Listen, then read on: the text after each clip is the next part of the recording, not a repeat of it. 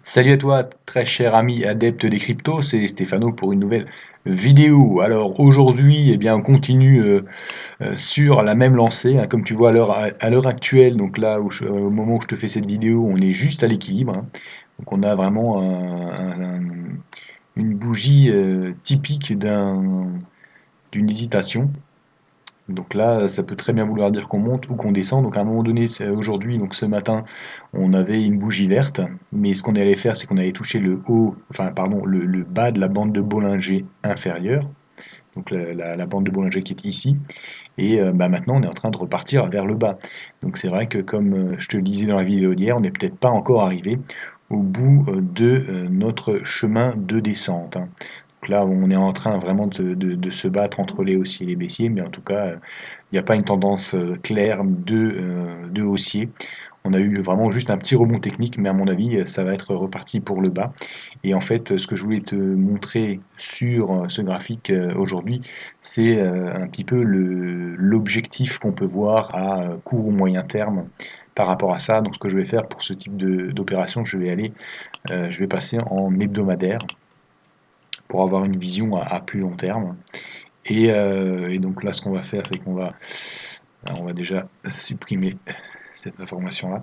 Donc ce qu'on peut faire pour voir quel peut être un objectif potentiel, on va utiliser la technique des balanciers, qui est une technique en fait qui te permet de savoir autour d'un pivot central qui est le pivot qui était un support jusqu'à présent, donc c'était vraiment le support des 6000.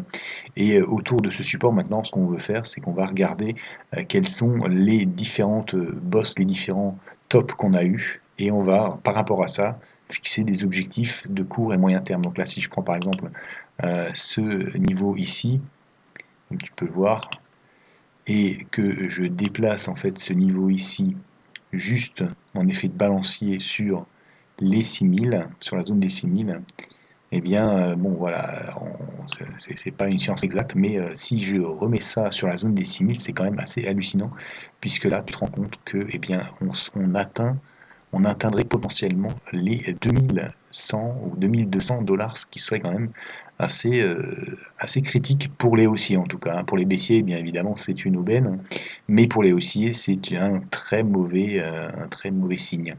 Et même, voilà, on peut refaire la même opération sur la précédente bosse. Donc on va reprendre ici. Donc là, on va voir ce que ça donne.